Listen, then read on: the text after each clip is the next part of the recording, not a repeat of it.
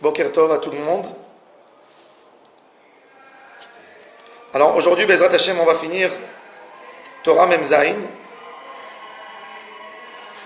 On a parlé de la liaison d'un tzaddik qui lutte contre les tentations de la nourriture et qui se rapproche au Emet et qui se lie à Akadosh Baruch Hu. Il arrive, d'après le Zohar, à créer le ciel et la terre. Il crée de nouveau le ciel et la terre. Comme que Akadosh Baruch Hu a dit au prophète Isaïe, Velemor le Tzion Ami Ata. Tu diras au peuple de Sion, vous êtes mon peuple. Le Zohar Akadosh il dit, ne dit pas Ami, dit Imi Ata. Tu es avec moi. Et puisqu'il peut créer des nouveaux cieux et des nouvelles terres, il peut faire aussi des miracles.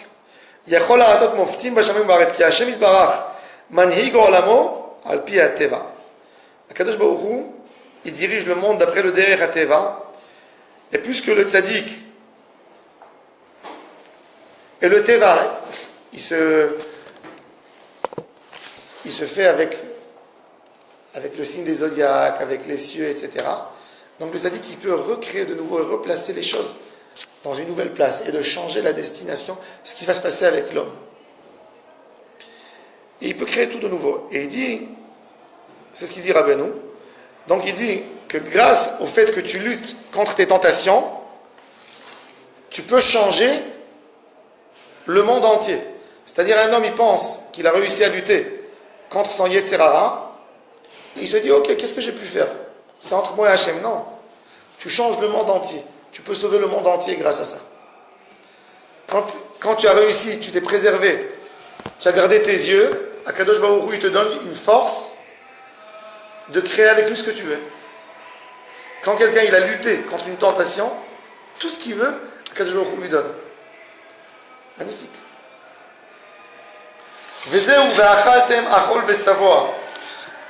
Alors on a dit que le début de toutes les tentations, c'est la tavat achila. Quand quelqu'un il ne sait pas se maîtriser, quand il mange. Alors il dit, le prophète Rabbeinu, il a commencé cette Torah avec les paroles du prophète Yoël. Va'achaltem achol v'savoa v'ilaltem et shem Adonai Elohechem. Va'achaltem achol v'savoa. Vous allez manger rien que pour vous rassasier, pas pour manger. Pas manger pour manger, manger pour pouvoir vivre. Le but, c'est uniquement de se rassasier, pas plus que ça.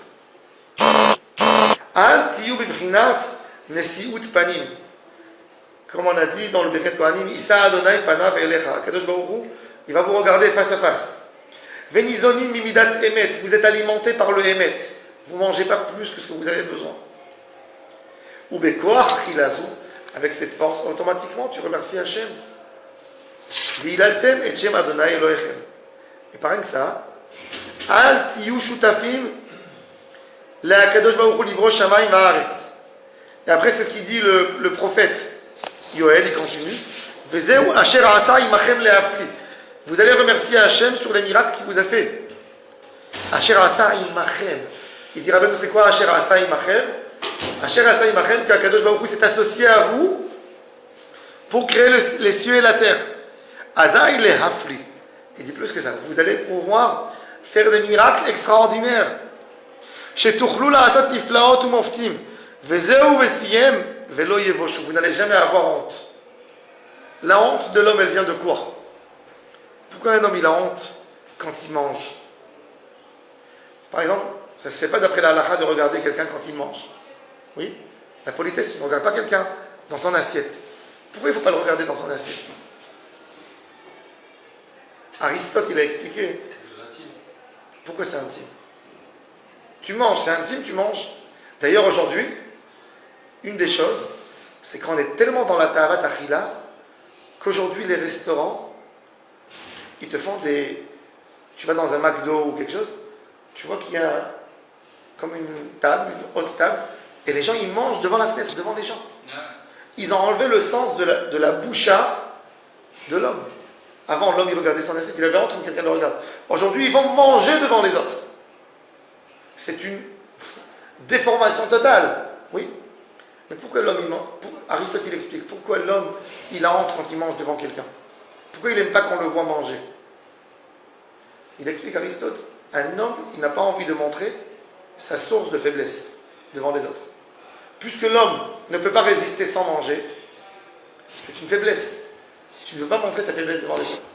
De la même manière, quand un homme, sans votre respect, il va aux toilettes, c'est une faiblesse d'un homme qui a besoin de se débarrasser de ce qu'il a en lui. Donc il n'a pas envie qu'on le voit. Toute chose de faiblesse, tu n'as pas envie qu'on te voit. Un homme, il n'aime pas qu'on le voit à l'hôpital, oui, avec des médicaments. Il n'a pas envie qu'on le voit faible.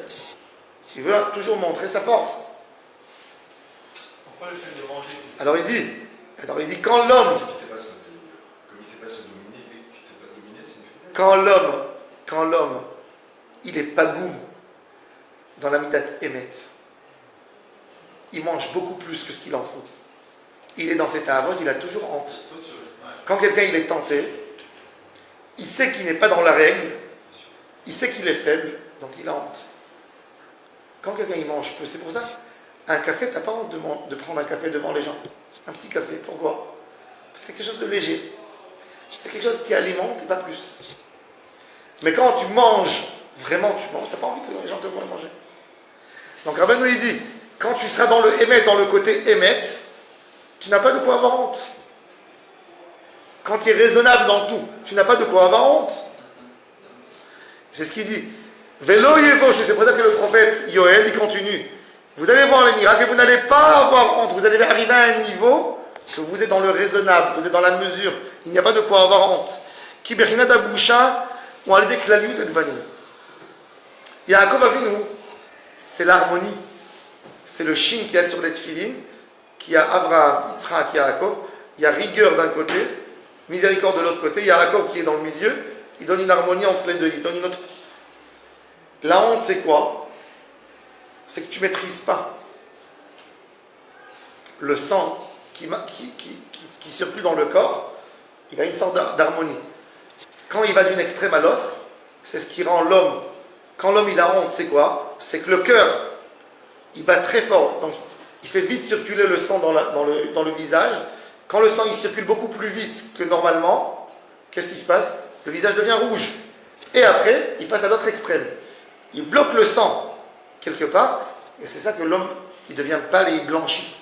Quand quelqu'un il a honte, il passe les deux situations, d'une extrême à une autre. La honte, c'est une manière de ne pas savoir se maîtriser quelque part. On va d'une extrême, que le sang tourne très très vite, à l'autre extrême, que ça se vide tout de suite. Ça c'est la boucha. Et c'est pour ça qu'il dit, Rabbeinu, il dit que Yoël, qu'est-ce qu'il dit le prophète? Il dit, vous n'allez pas avoir besoin de tomber dans la honte. Parce que la honte, c'est quelque part, c'est que la liutakbanim, ça tourne, ça va d'un sens, dans une couleur, et dans l'autre, sans savoir se maîtriser. La chokma, c'est de rester sans visage normal. Un peu de rouge, rose, pas plus que ça. Ve'u midat tiferet, mimidot anefkulim, uma matku, divrei raboten, nous zichronam Rabbeinu, il dit, oh, comme c'est doux les paroles de Chazal. Quand quelqu'un il a besoin de l'autre, il a besoin de prendre la tzedaka, il a besoin que l'autre le nourrit. Mishtanim panav kekrum kikevan chenitztaech la briote. Il dit Rabbeinu, quand tu es arrivé à un niveau de pauvreté, c'est qu'il te manquait quelque part du émet, à ton niveau. Tu es tzaddik, mais à ton niveau, il te manquait le émet. Et puisqu'il te manquait le émet, donc tu tombes dans la misère, et puisque tu tombes dans la misère, ton visage il change chaque fois. Tu n'es pas dans une harmonie, tu n'es pas dans un milieu, tu es toujours dans les extrêmes. ועל כן פניו משתנים מקום שהוא גם כן מידת תפארת ממידות הנפילות, כי את זה לעומת זה. maintenant. ועתה המקרא הזה בפסוק ביואל נדרש כמין חומר. ואכלתם אכול ושבוע בבחינת אמת, vous allez manger comme il faut dans le אמת. ואז תוכלו לעשות נפלאות, c'est ce que le pasuk continue, אשר עשה עמכם להפליא. ואזי, ולא יבושו עמי לעולם, mon peuple n'aura jamais honte de moi, oui, כי מאחר שאתם בבחינת אמת, אינכם צריכים להתבייש, parce que vous n'êtes pas dans les extrêmes. וזהו ונתתי עשר בשדיך לבהמתך ואכלת ושבעת. On commence par Esev dans la Torah. Quand Akadosh Baruch Hu nous donne la bénédiction de la part de Dieu, alors c'est ton animal aura de quoi manger. Et après toi tu manges et tu rassasies. Esev, le Zohar nous dit Ain Bet Shin. Telat Rashin Shalosh Avot. Dans le Shin, les trois têtes qu'il y a, c'est Abraham, Yitzhak, Yaakov. Dans le Shin, on a le Shin qui est en bas, il a une pointe et il a trois petits branches, et les branches sont comme des Yud en haut. Les trois Yud qu'il y a en haut, c'est les trois patriarches. Chez Wagvanim, Vaïnu Besadecha Livemtecha, chez Tesaded Abahamiyut Shelcha Ve'achalta Besavata. Tu prendras ta partie animale et tu la laisseras sadé. Et Natati Esev Besadecha. Laisse ton côté animal avec les animaux. Élève-toi plus. Toutes les bras. De la même manière qu'un homme, il comprend qu'il ne peut pas manger comme un animal. Un animal, c'est très simple. Son manger, il est très simple. Il est accessible partout. Il voit des herbes, il mange. Un homme, il a besoin de faire 11 et 12 et 13 métiers, 13 travaux pour manger son pain.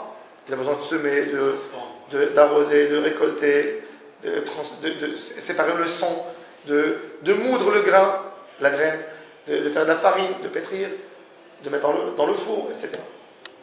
Il a besoin de faire un travail pour manger. De la même manière que tu travailles, tu fais autant de travail pour manger dans la bouche, tu dois faire un travail dans le nefesh, dans ton cerveau. Que quand tu vois une nourriture, tu ne deviens pas comme un animal à côté.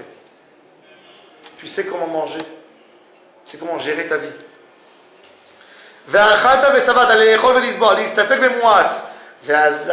Encore une fois, ça revient à Venatati Esev. C'est-à-dire que c'est une chaîne. C'est quelque chose qui tourne. Akadosh Baruch Hu, il te dit, je te donne une bracha de matériel. Comment tu gères cette bracha? Tu l'as mal gérée, je stoppe.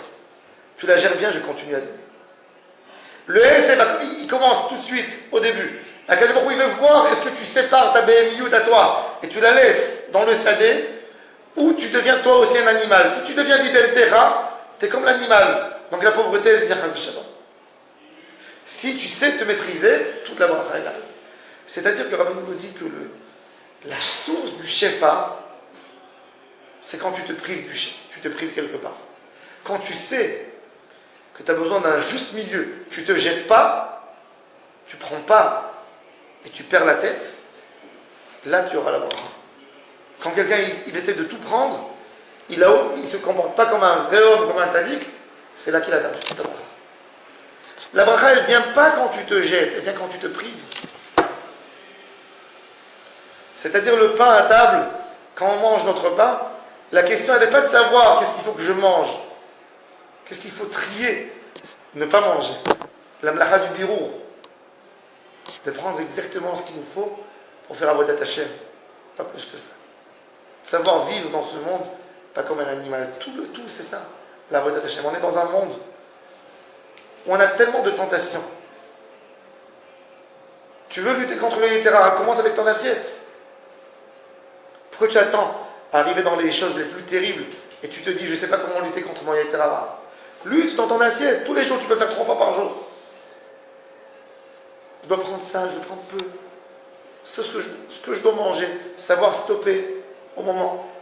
Savoir manger pour Hachem. Je n'ai pas dit que tu ne trouves pas plaisir dans le goût. Ça peut être très bon ce que tu veux manger. Tu peux choisir quelque chose qui est bon, mais savoir le prendre dans la limite, dans la quantité que tu as besoin, mais pas plus. Est-ce qu'il faut manger quand on a faim ou quand on n'a pas faim? Quand on a faim. Uniquement quand tu as faim. Uniquement quand tu as faim. Pas plus que ça. Non, mais le problème, c'est qu'il y a des gens qui ont toujours faim. Tu vas leur dire, mange tout le temps. Non. Alors ils mangent un peu avant pour ne pas avoir faim. Pour ne pas... L'idée, c'est de manger, de dire, je prends. De manger dans des heures réglo. Voilà, oui. De ne pas manger entre les repas. Ça, c'est destructif, même dans le sens santé. Oui. Quand quelqu'un il ne sait pas se gérer. Il mange, il a vu un paquet de gâteaux, allez, j'ai envie. C'est pas la faim qui lui arrive. C'est quand il l'a vu, il a décidé qu'il veut manger. Savoir manger, c'est quand tu as faim, tu te prépares à manger. Mais c'est pas que tu as vu de la nourriture que ça te donne l'envie de manger. Ça, c'est horrible. Ça, c'est une tentation qu'il faut savoir Maîtriser. Hachem yé be'ezren ou be'ezrat Hachem. Qu'on sache se maîtriser, ça c'est le hikar de toute la Torah. De ne pas être un animal. Akadosh Baruch Hu nous a créé homme. Qu'Akadosh Baruch Hu nous aide, be'ezrat Hachem dans la avodat Hachem. Qu'on sache se gérer, c'est le sol de toute la Torah. Devenir des hommes, des vrais hommes qui savent se gérer, se maîtriser. Quand on sait se maîtriser dans ton assiette, tu sais te maîtriser dans ta parole, tu sais te maîtriser dans tes habits, tu sais te maîtriser dans ton comportement, tu sais te maîtriser dans tes idées. Mais tout commence avec les choses les plus simples, banales de tous les jours.